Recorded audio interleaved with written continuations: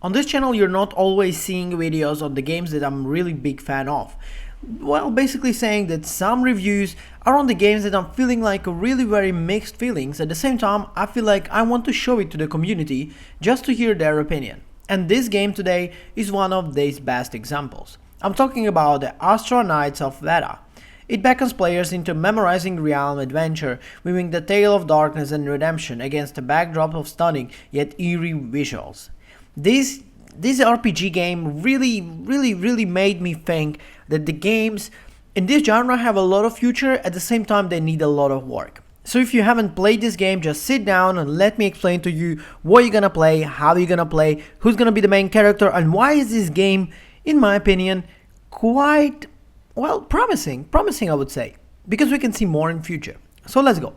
At its core, Astr Knights of Veda delivers a narrative start that, with the very familiar with the realm of RPGs, manages to intrigue the players with surprise along the way.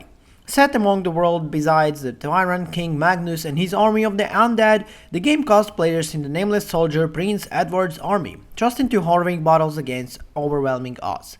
Yet, as fate would have it, the invention of the gods Veda saves the player's soul, setting them on the quest to gather the fragments of what scattered the body and restore the balance of the world. Quite a classical, at the same time an interesting twist. To be fair, not the story that will actually gain your interest and make you play. It is more visuals and a little bit of the gameplay mechanics, but we're gonna get into that a little bit later on. While the storyline is not revolutionizing, its dark and gothic presence add a lot of depth into immersive experience. However, the benefits of captivating live gameplay experience that falls short of its potential. So let's explain this. Astr Knights of Veda adopts gameplay formula reminiscent of other gacha actions RPGs, with 2D element akin to the titles like Echoes of Mana, yet despite the promising premise, the game suffers from several notable flaws, including a gear system that demands excessive time, investment attained, desired start rolls, as well as control scheme that fails of fully engaged players.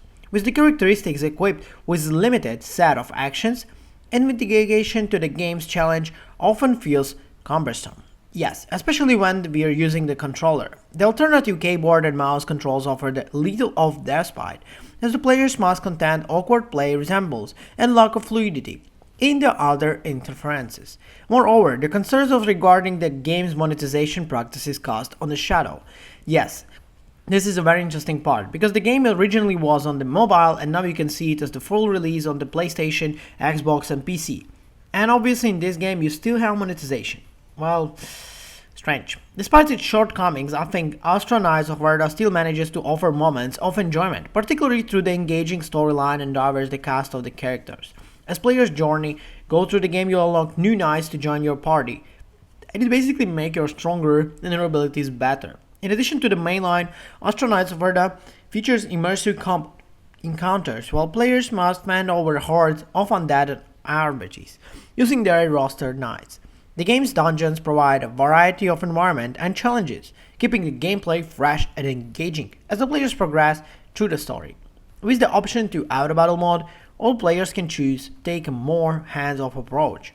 Overall, I think the game is not really making a new step or revolutionizing this kind of RPG genre, but it offers an interesting narrative and experience.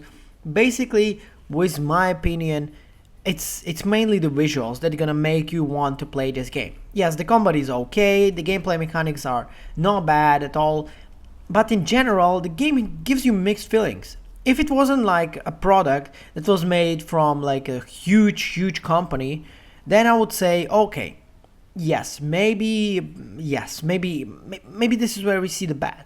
But in reality, I think the game is doing quite not bad. In terms of like all the aspects you look at it, it's not bad. You can play it for around, I would say, 25 hours and you will enjoy it. And especially the game is free, you can easily play it, get it on.